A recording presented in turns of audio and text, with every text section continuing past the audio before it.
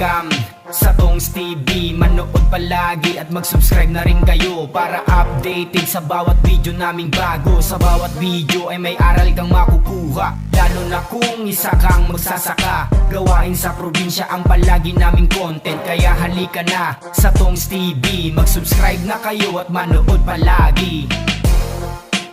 Good morning po mga katongs. Yan, magandang umaga po. Ngayon lang tayo napagawa ng camera at nagtinorta kami kanina sa na-harvest nilang talong. Bali, ewan ko lang nakailan. Tapos ayan, 6:39 ng umaga. So nag-harvest pa sila ng ampalaya. Sila na lang pina-harvest ko kasi mag-spray ako dito sa sili ng pangpunggos. Ito gagamitin natin Daconil at saka haluan lang natin ng konting Magnum pang uod.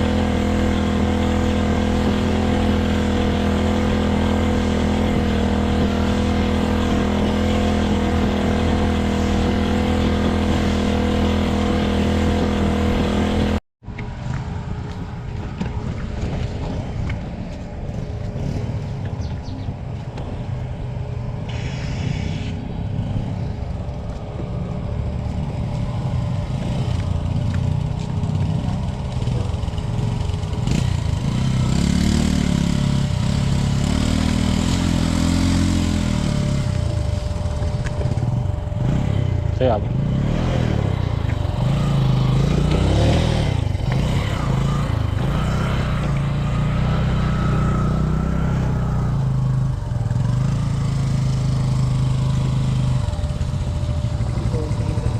Ha?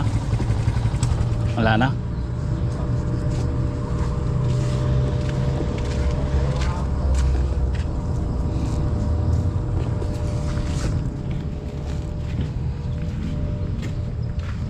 Pilatag mo.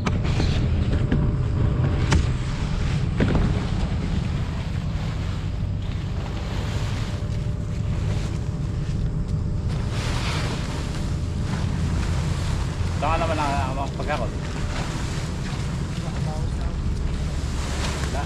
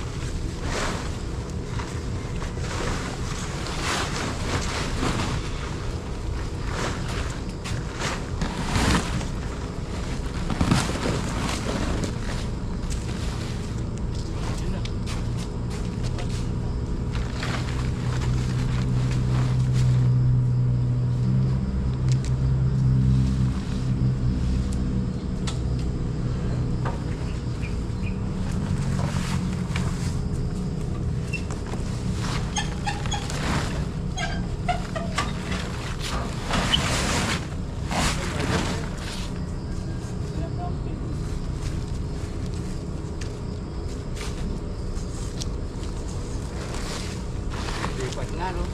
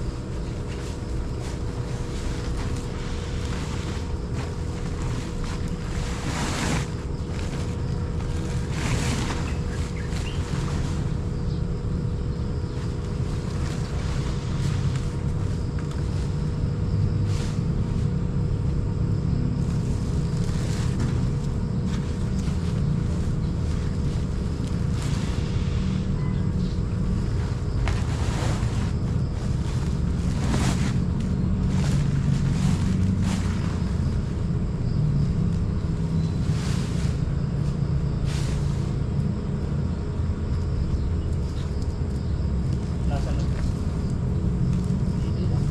Ha?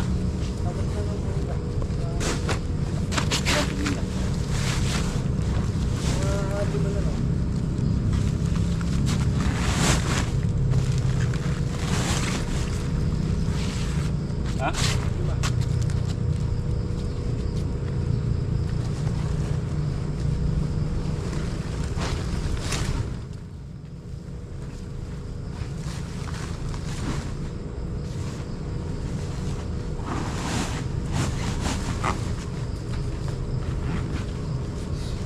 Piliin na.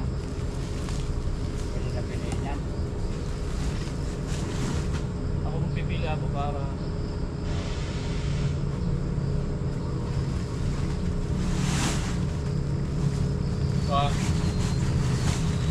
Ayun na. Pero ano nga ang sabi nga po, boy? Ayun na. Awan boy, oh. Yes, kaya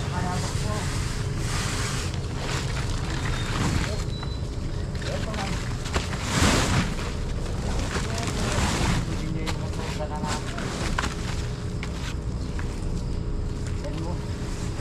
Dan mo pong kami ka po yung mula din eh. Pabisan mo yan. Ito pa po na lang.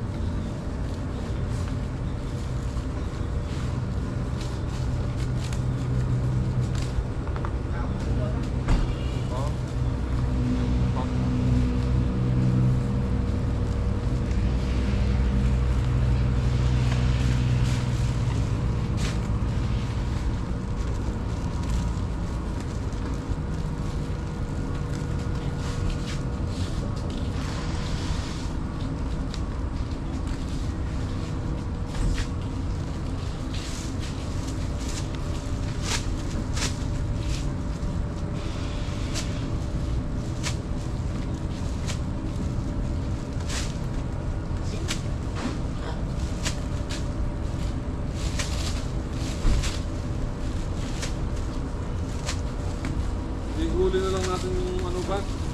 Yung segunda. Oo. Huling karga. Doon nga daw.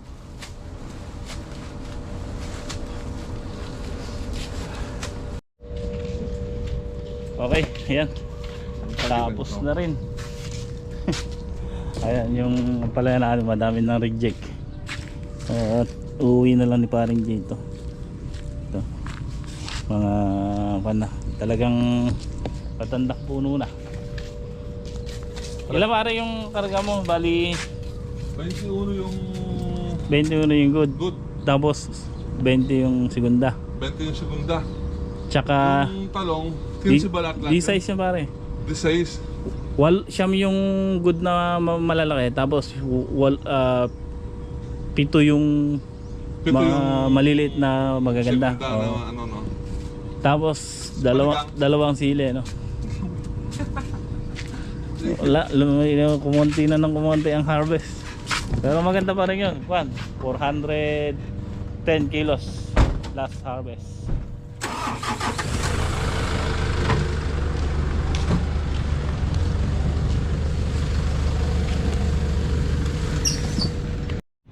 Okay mga katong, sa Atayan dito sa Ampalayan. Ayan, may bunga, kaya lang puro ganito na itsura. Kung ano siya, yung pagka parang mais na niya. Ayan, mga reject. Ayan, ganito. So siguro pagkayari namin sa talong mag-pruning at malinis yung talong, ito na yung asikasuhin namin. Total nakapunla na din yung kanito. Kumbaga nakababad, pinapuputok ko pala. Hinangon ko na nga po yung buto, tapos pinapuputok ko lang bago namin ilagay sa seedling tray. Then palipas tayo ng pinamatagal na yung 15 days. Igagayak natin ito, malilinis natin. After na itatanim na rin natin yung ayun, tignan yung bunga. Iniwan pa nila ako, dapat kinuha na. Bagay, reject na rin pupuntahan nito. Kumuha nga po ng talbos, ayun, madalang yung talbos.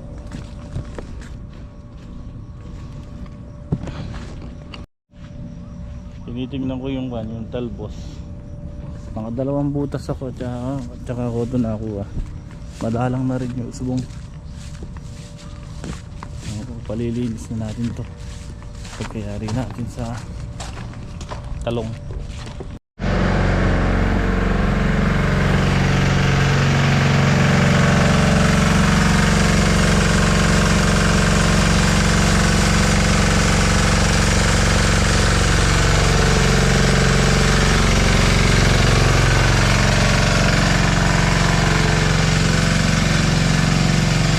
Okay mga katong, dito nga po ako sa Agapan ngayon. Umuwi ako.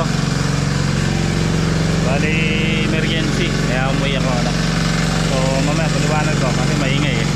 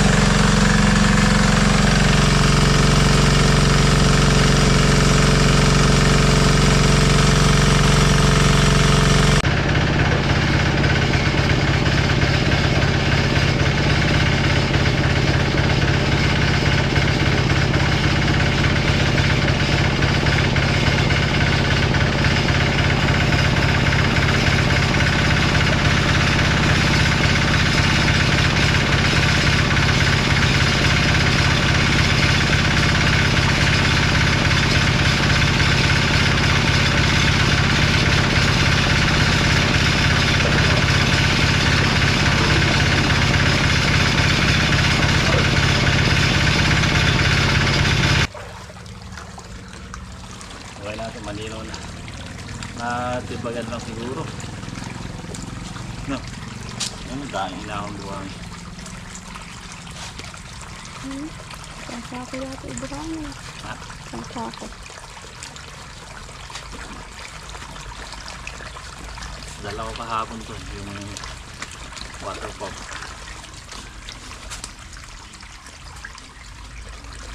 Buwan lang to mga katong sa ng tubo, sa kalate ano. Pero malalim din yung son.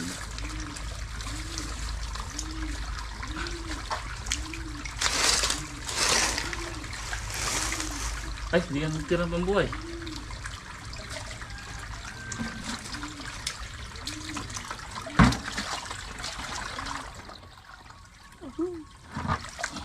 Buhangin.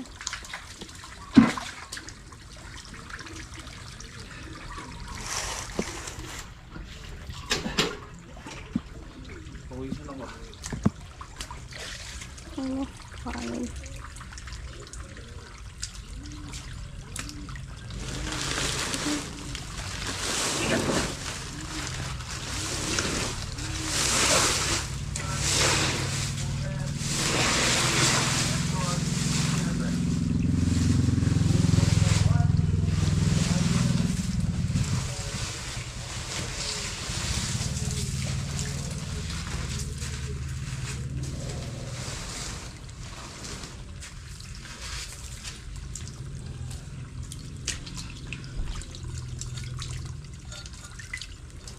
Doon yung tubo. Ang diabo. Tama yung teflon eh.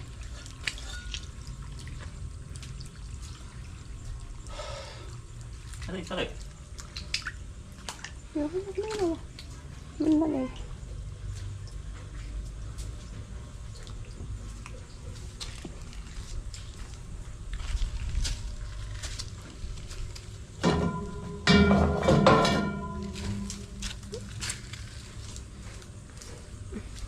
Ano ang teflon? Bila. Ang daming buhangin eh.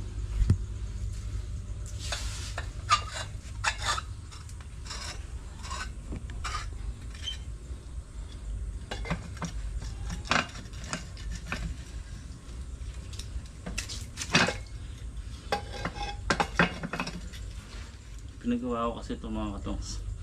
Pinaabangan ko na rito. Kabitan talaga ng water pump.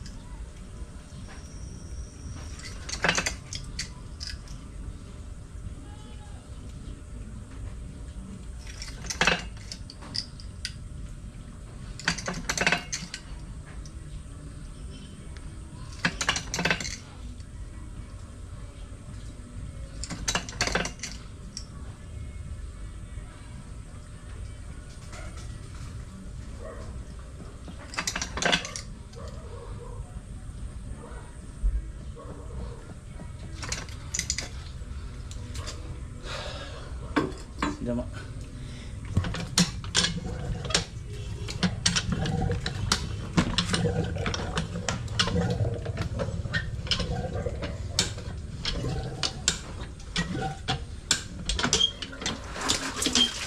Lakas na. No. Oh. Lakas na. No. Bilang ganyan yun, ba?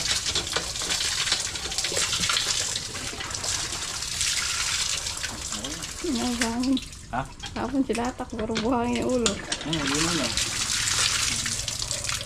Hindi na mo. Hiningal ako. Puti yung damit ko kaya hinubad ko. Puro kalawang kanina.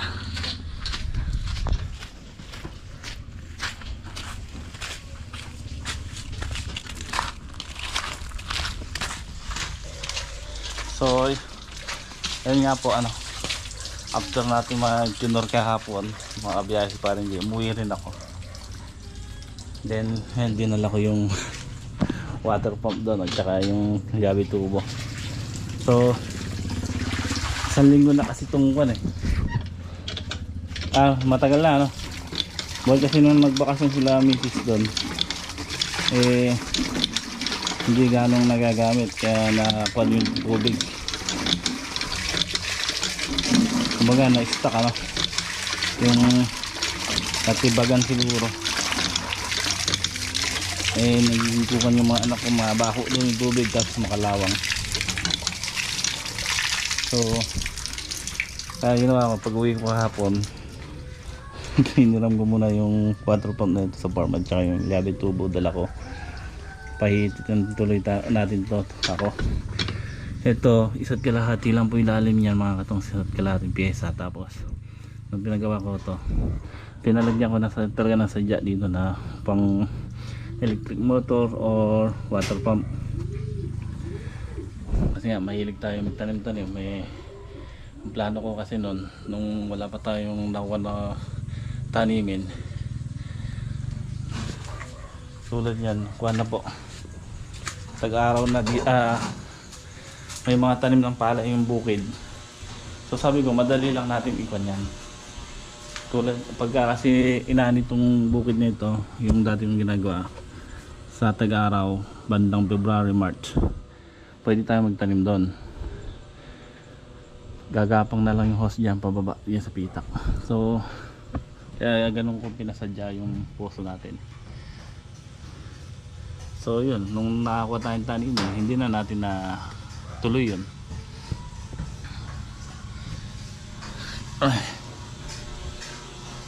Ay, patapon mo na to. Ay, hinag rin, no? Inuwi ko yung isang sakong reject kahapon. Pinamigay ko yung iba yan na hinog na.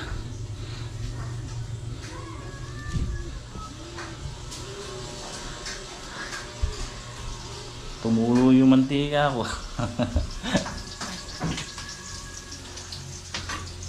Ay, kakapal ng inahon na buhangin, no?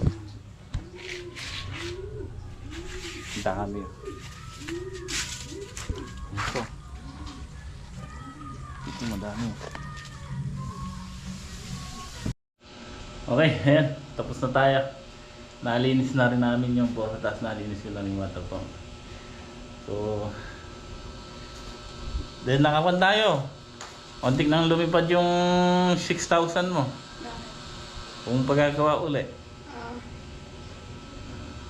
Pinatingnan kasi ni Missy yan, hindi lang gumawa. Butas na daw yung tubo. Para daw palitan na lang ng bago. Kasi matagal lang ganyan yan, gumalabo. Nagre-reklamo yung mga bata eh. Dahil sa maga daw, pag naliligo sila mabaho. Tapos makalawang.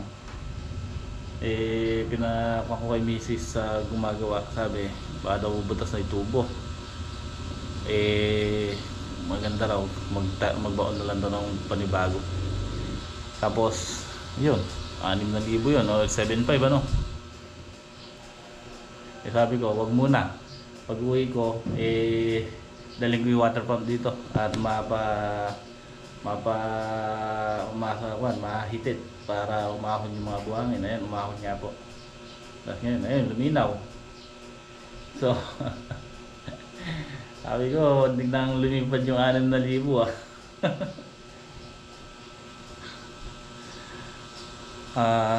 yun nga po, tungkol nga po doon kahapon pagka after nung mag-harvest, magtinor pag-alis din ni parang Jay, umalis na rin ako pagbiyahe. So yung tito po kasi ni Mrs. sa Manila, yung bunsong kapatid doon lang diyan ko. Yun po kasi yung kasama ni Mrs. nung maliit pa lang si Mrs. sa nagpunta na Maynila. Tapos yun lagi mong kasama, no? Kumbaga na yung pangalawang tatay niya po yun dito sa Manila. Halos ilang taon. Ala po kasing pamilya yun, alang asawa, alang anak. So nagtatrabaho po yun. Nagkasakit. So Ano sakit tayo? Diabetes. Nagtrabaho ulit. Nabalitaan lang po ni Mrs. may tumawag na namatay daw po yung tito niya sa Las Piñas ba? Sa hospital sa Las Piñas. Ibang tao lang daw po yung nagdala ron. So, yun nga po, doon namatay hanggang ngayon nandun pa sa morgue dahil yung biyanang ko may inaayos pa sa City Hall nila para makuha yung bangkay. Ang plano nga ni Mrs. luluwas, kaya lang tumawag yung biyanang ko, hindi pa raw sila nakakaalis dun sa Samar po sila. Taga Samar po si Mrs. sa Katarman. So ando yung biyanang ko, dumanggagaling. Sabi ni Mrs. pagka nandito na lang yung biyanang ko sa Manila, tsaka na lang daw siya luluwas kasi hindi na ata iuwi ng Samar yung bangkay. Kinuha ata ng kapatid na isa yung nandito sa Manila. So kaya lang may hinahanap daw dun na papel sa hospital bago i-release yung katawan. So yun ang inaasikaso nila sa City Hall doon sa Katarman. Mga kailan para walis makapunta rito? Bukas. Talagang planuhan, ang sabi ko may Mrs. Umuwas siya kahapon kahit siya lang mag-isa muna pumunta siya doon. Ando naman din yung mga kapatid niya. So sabi niya pagka nakaburol na lang daw at nandiyan na lang yung nanay, yung biyanang ko. Kaya napauwi po ako bigla kahapon.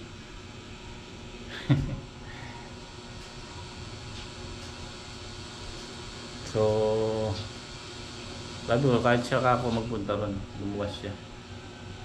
Sumilip man lang siya ron kasi siya yung tumayong ama rito sa Manila nung nandito sila ni Mrs. nun. Kaya umuwi nga po ako kahapon dahil sabi ko sa kanya lumuwas siya din kahapon sa gabi. Kaya sabi niya pag punta na lang daw yung nanay kasi nandun pa sa morgue, hindi naman din daw nailabas. So kinukuha ng kapatid niya na taga Quezon City, kapatid ni Nambiyanang kong isa. So doon daw ibuburol. Sabi ko sabi ni Miss pag nakaburol na siya daw siya luluwas. So ako, baka bumalik din ako mamaya niyan. Ngayon sabi ko, pagka luluwas siya, iwanan yung dalawang bata, andito naman yung isang hipag. Kahit na hindi na umuwi nun. Total, yan. Isa rin inasikaso ko itong poso dahil mabaho na nga po yung nilalabas ng tubig at saka makalawang tapos mabuhangin. Sabi ko, tingnan muna natin kung pagka pinahigop ko sa Robin, tingnan natin kung magbabago. Pag hindi, at saka natin paggawa. So ayun, nagbago, luminaw. Nakaligtas yung 6,000. Kaya kailangan talaga maging kuwan tayo. Hindi porket sinabi ng gano'n na manggagawa alam niyo na, di ba? Diskarte mamaya balik na rin ako sa farm dahil pinapaputok ko nga po yung buto ng ampalaya. Nakabaon ko nga ako doon sa lupa. So siguro hanggang bukas labas na yun kasi kahapon ko ibinaon. 2 araw lang naman yung putok na yun. Tsaka namin ilalagay sa seedling tray. Malaki halaga nun, 12,000. Tinawag ko kahapon kay Bato baka ako na umulan daw dun malakas, baka tingnan mo ako, baka mababad sa tubig. Doon ko nilagay yun sa mataas na area, tapos tinaklubang ko ng drum para hindi ng tubig.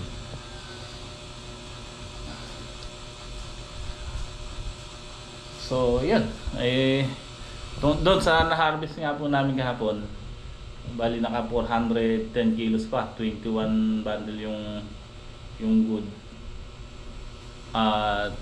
20 bundle yung segunda. Yung segunda ang presyo niya 250. Ito po yung resibo. Pinasend ko na lang kay Parin J. Yung talong, ang baba pa rin. So, hala. Pwede na din yun. At least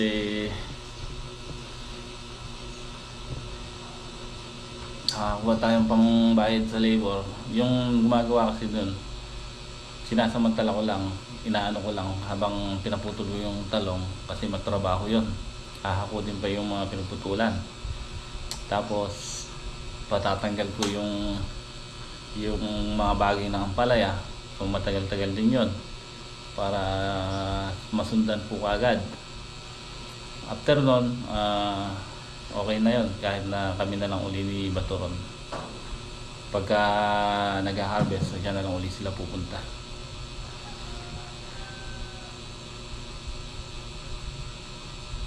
So yan, mga katangs, maya maya balik na rin ako sa farm.